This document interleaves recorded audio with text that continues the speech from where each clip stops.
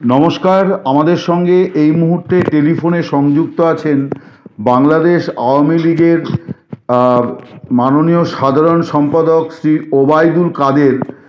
জনাব ওবায়দুল কাদের বাংলাদেশের একজন অত্যন্ত নামজাদা রাজনৈতিক ব্যক্তিত্ব। তিনি তিনবার আওয়ামী লীগের মতো একটি বৃহত্তম দলের সাধারণ সম্পাদকের দায়িত্ব পালন করছেন। তো এই মুহূর্তে বাংলাদেশের রাজনীতিতে যে উল্লেখযোগ্য পরিস্থিতিটি তৈরি হয়েছে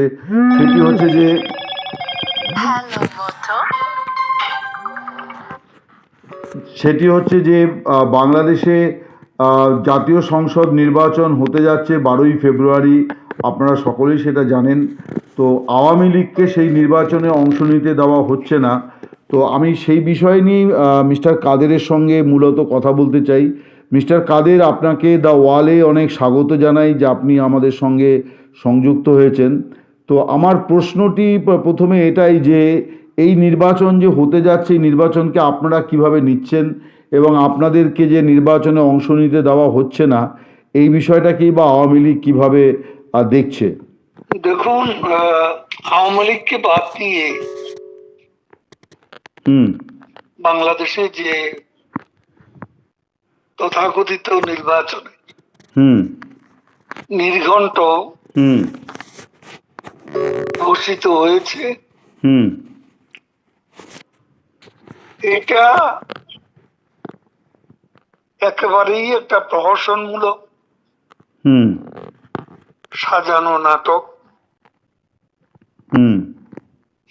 আইসিটিতে, অবৈধ আইসিটিতে যেমন এক সাজানো বিচারে আমাদের নেত্রী শেখ হাসিনার মৃত্যুদণ্ড দিয়েছে, এটাও আর একটা সাজানো প্রহসনমূলক নির্বাচন। আচ্ছা, আওয়ামী লীগ যেখানে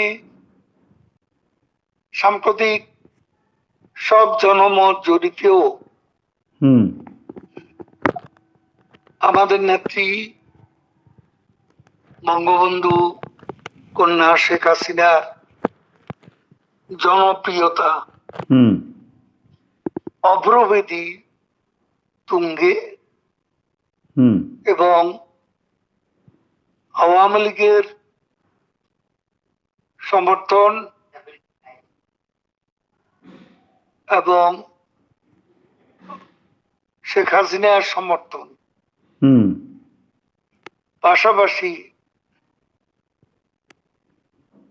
জনপ্রিয়তার বিচারে, জনসমর্থনের বিচারে আমরা দেশের প্রধান রাজনৈতিক দল, আচ্ছা, দেশের বৃহত্তম জনগোষ্ঠীর সমর্থন পুষ্ট দল আওয়ামী লীগকে বাদ দিয়ে যে নির্বাচন, সেটা কোন অবস্থাতেই ফেয়ারও হবে না, ফ্রিও হবে না, ইনক্লুসিভও হবে না, পার্টিসিপেটরিও হবে না। হ্যাঁ, আপনার কথা আমি বুঝতে পারলাম, কিন্তু তারপরেও বাস্তব হচ্ছে যে বাংলাদেশের নির্বাচন কমিশন তারা ভোটের দিন ঘোষণা করে দিয়েছে, 12ই ফেব্রুয়ারি ভোট হচ্ছে এবং এখনো পর্যন্ত যা পরিস্থিতি তাতে আওয়ামী লীগকে বাদ দিয়েই ভোট হচ্ছে। সেটাই তো বলছি। এখন নির্বাচন কমিশন, বর্তমানে যে নির্বাচন কমিশন, এটাও ইউনূসের অবৈধ সরকারের অবৈধ একটা নির্বাচন কমিশন। নির্বাচন কমিশন যে গণতান্ত্রিক ভাবে গঠিত হওয়ার কথা, আগের নির্বাচনগুলোতে যেভাবে হয়েছে, এবার সমস্ত বিধি বিধান লঙ্ঘন করে ইউনূস তার স্বেচ্ছাচারী একনায়কতান্ত্রিক হুম মানসিকতা, খামখেয়ালির বহিঃপ্রকাশ ঘটিয়েছে নির্বাচনের আহ, তারিখ ঘোষণা করার মধ্য দিয়ে। ঠিক। এটা আমরা আজকে বলতে পারি হুম এখানে উদ্দেশ্য একটা, হুম সেটা হচ্ছে যদি নির্বাচন কোনোভাবে করা যায় হুম তাহলে ইউনূস জঙ্গি গোষ্ঠীর সাথে হুম তথা জামাত এবং তার মিত্রদের সঙ্গে হুম তার যে অ্যালায়েন্স রয়েছে হুম সেই অশুভ শক্তি, উগ্র সাম্প্রদায়িক শক্তির হাতে হুম ক্ষমতা তুলে দিতে হুম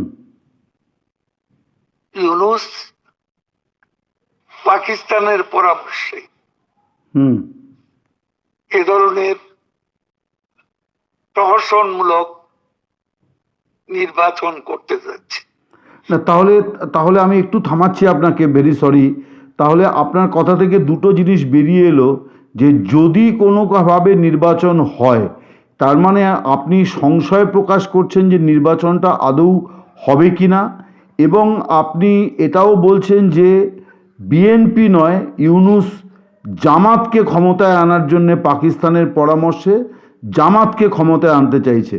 এটা আপনার বক্তব্য থেকে উঠে এলো। হ্যাঁ, এখন এখানে বাংলাদেশে আজকে বাংলাদেশকে নিয়ে হুম যে জিওপলিটিক্যাল স্ট্র্যাটেজি, হুম বিশেষ করে পাকিস্তানের, হুম এখানে পাকিস্তান, চীন,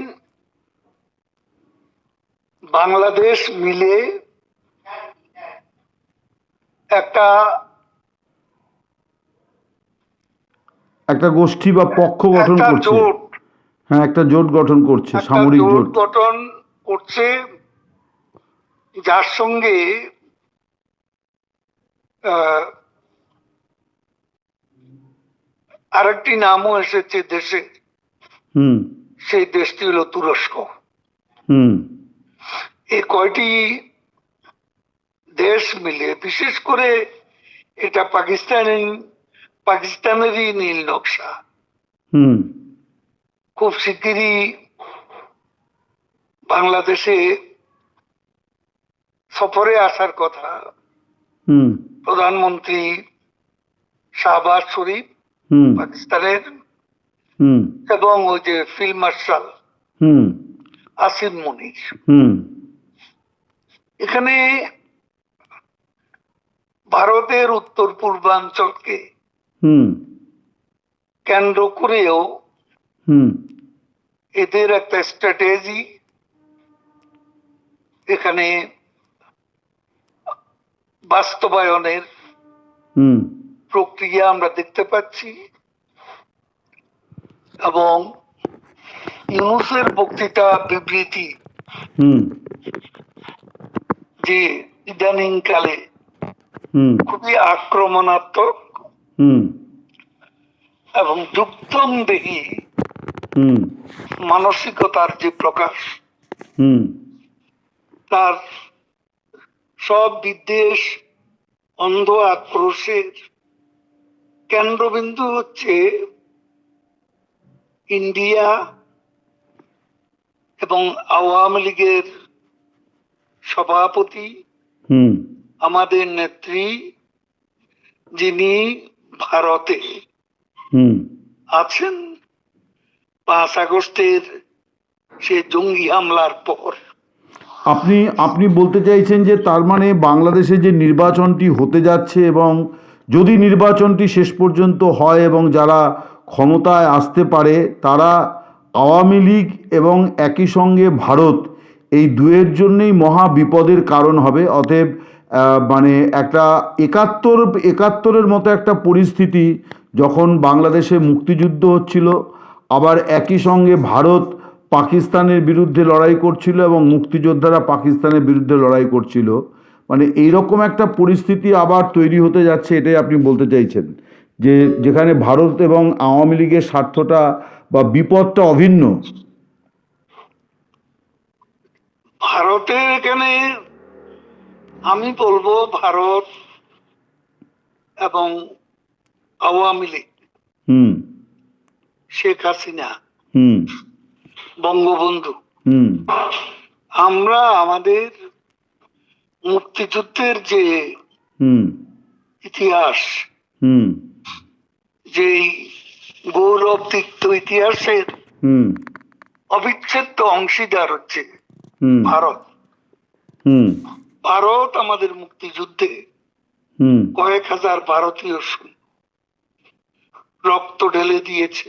হুম তারপর মিত্র শক্তি হিসেবে হুম মুক্তিবাহিনীর সঙ্গে ভারতও আমাদের মুক্তিযুদ্ধে হুম জড়িত, এটা সারা দুনিয়ায় জানে। এবং আমাদের আজকে যে বিজয়, হুম এই বিজয়ের অবশ্যই ভারত অংশীদার, হুম এটাই বাস্তব, এটা অনস্বীকার্য। হুম এবং এখানে ভারত সেদিন শুধু কূটনৈতিক সামরিক দায়িত্বই পালন করে, হুম মানবিক দায়িত্ব পালন করেছিল ভারত। এবারে একটা আমাদের বিষয়, এটা এটা আমি আমি একটু আবার একটুখানি নির্বাচনের বিষয়ে আসি, যে আওয়ামী লীগ নির্বাচনে তাকে অংশ নিতে দেওয়া হচ্ছে না এবং নির্বাচনের নির্ঘণ্ট ঘোষণা করা হয়েছে, দলগুলি তাদের প্রার্থী ঘোষণা করে দিয়েছে। তো আওয়ামী লীগের কর্মী সমর্থকেরা, ভোটারেরা, তারা কি করবেন? মানে বাংলাদেশে তো ভারতের মতন নোটা, আমাদের এখানে নোটা আছে, অর্থাৎ কোনো প্রার্থীকে পছন্দ নয় এই ভোটটাও বুথে গিয়ে দেওয়া যায়। বাংলাদেশের নির্বাচনে এখন আমরা বাংলাদেশের জনগণকে সঙ্গে নিয়ে হুম এই অবৈধ প্রহসনমূলক নির্বাচনের বিরুদ্ধে হুম প্রতিরোধ গড়ে তুলব। হুম আমরা আমাদের দেশের সকল গণতান্ত্রিক হুম প্রগতিশীল হুম যে আমাদের আস্থার ঠিকানা, হুম বাঙালির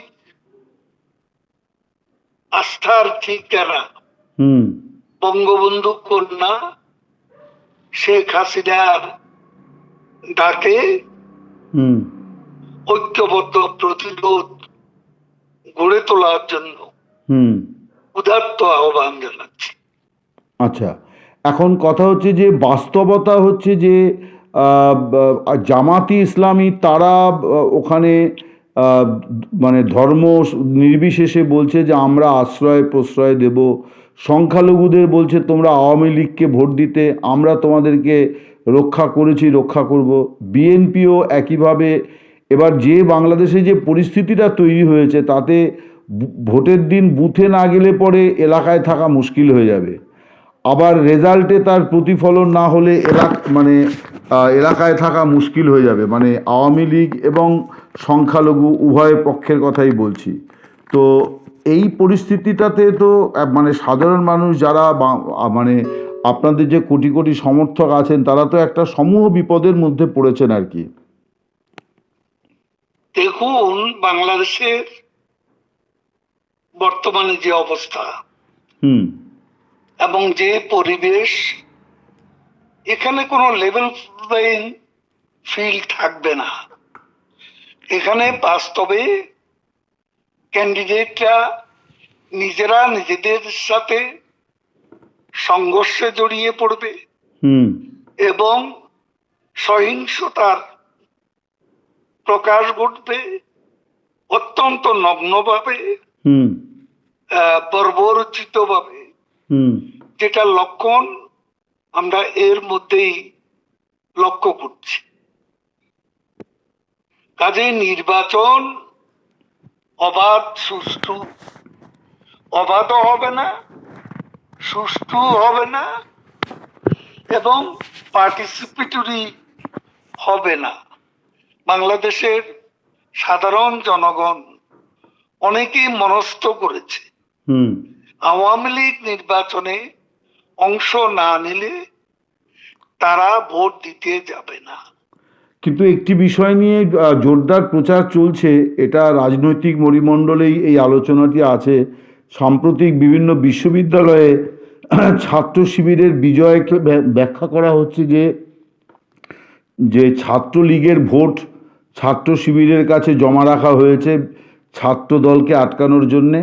সেই মডেলেই জাতীয় সংসদ নির্বাচন হতে যাচ্ছে। আওয়ামী লীগের ভোট জামাতে ইসলামীর কাছে গচ্ছিত রাখা হবে বিএনপিকে আটকানোর জন্যে। এই বিষয়টা আপনি যদি দলের তরফে এই যে প্রচার আপনাদের সম্পর্কে আছে, এর সত্যতা মিথ্যা আমি শুনুন, আপনাকে আমি একটা কথা বলি। বলুন। এদেশে ডাকসু তো প্রথম নির্বাচন করেনি, হুম আর এবারকার নির্বাচন তো ডাকসু, জাকসু, রাকসু, চাকসু, হুম 4টা পাবলিক ইউনিভার্সিটির যে নির্বাচন, হুম এইটা একেবারেই একটা নীল নকশার হুম নির্বাচন। এই সব ইউনিভার্সিটিতে হুম মানে জামাতের শিবিরের হুম তাদের সমর্থন পুষ্ট, তাদের ক্যাডার ভিত্তিক যে প্রশাসন, হুম সেই প্রশাসন এই ডাকসু নির্বাচনে শিবিরের জয়কে তারা নিশ্চিত করেছে বাংলাদেশে হুম এই ধারণাটা দেওয়ার জন্য হুম যে এই ডাকসুতে রাকসুতে আমরা জিতেছি, কাজে বাংলাদেশও আমরা জিতবো। হুম এই বিষয়টা সঠিক নয়। হুম বাংলাদেশে এই যে নাগরিক ঐক্যের সভাপতি হুম আমাদের বন্ধু হুম মাহমুদুর রহমান মান্না, হুম হুম তিনি ডাকসুর 2বারের ভিপি, ঠিক। ডাকসুর একবারের জিএস। তিনি কি একটা এমপিও তো হতে পারেননি। ঠিকই।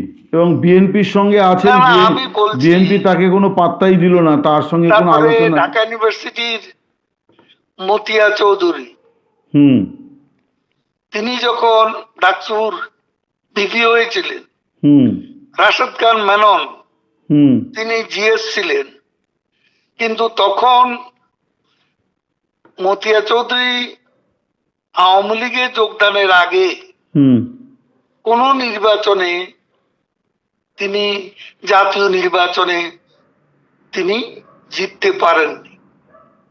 না, তাহলে আমরা যদি সংক্ষিপ্তসার করি যে এই যে নির্বাচন, আসন্ন নির্বাচন এইসব আসছে, ছাত্র সংসদ নির্বাচনের কোনো প্রভাব জাতীয় নির্বাচনে পড়বে না, এটা আপনি বলছেন। তাহলে যদি আমরা সাম আপ করি যে যে নির্বাচন হতে যাচ্ছে, যেভাবে হতে যাচ্ছে, অর্থাৎ এই নির্বাচন কমিশনের অধীনে আওয়ামী লীগকে বাদ দিয়ে যে নির্বাচন হতে যাচ্ছে, সেই নির্বাচনে আওয়ামী লীগ প্রতিহত করার চেষ্টা করবে। এটাই হচ্ছে আওয়ামী লীগের মানে রাজনৈতিক মানে সিদ্ধান্ত বা নীতি, যে তারা এই নির্বাচনকে যথাসাধ্যভাবে প্রতিহত করার চেষ্টা করবে। তো তার ফলে তো নির্বাচন হবে না। যদি নির্বাচন না হয় তাহলে আবার আরেকটা ধরনের অস্থিরতার দিকে বাংলাদেশ চলে যেতে পারে বলে অনেকে আশঙ্কা করছেন। তো সেই পরিস্থিতিটা সম্পর্কে যদি আপনি একটু বলেন আর কি।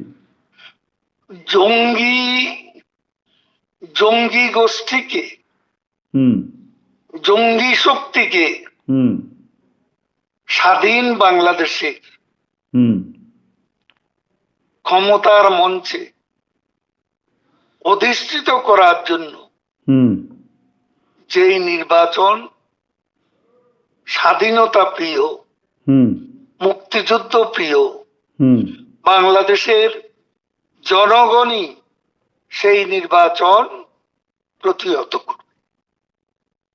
বেশ। এবং আওয়ামী লীগ তাদের সঙ্গে থাকবে এই নির্বাচন প্রতিহত করার। আওয়ামী লীগ তো আছে, আওয়ামী লীগ তো আছেই, ঠিকই। তো আওয়ামী লীগ তো আছে। মিস্টার কাদের, আপনাকে অনেক অনেক ধন্যবাদ এবং কৃতজ্ঞতা। আপনি আমাদের অনেকটা সময় দিয়েছেন এবং আপনি খুব স্পষ্ট করে আপনার দলের এবং আপনার মানে রাজনৈতিক অভিজ্ঞতা থেকে আপনি আপনার বক্তব্যগুলি বলেছেন।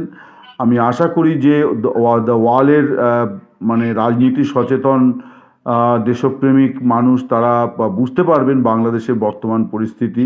বাংলাদেশেরও দেশপ্রেমিক মানুষ তারা বুঝতে পারবেন বাংলাদেশের বর্তমান পরিস্থিতি। আপনি যেভাবে ব্যাখ্যা করলেন, আপনাকে অনেক অনেক ধন্যবাদ জানাই, কৃতজ্ঞতা জানাই। আপনাকেও ধন্যবাদ। নমস্কার, ভালো থাকবেন, বাংলাদেশের মঙ্গল হোক।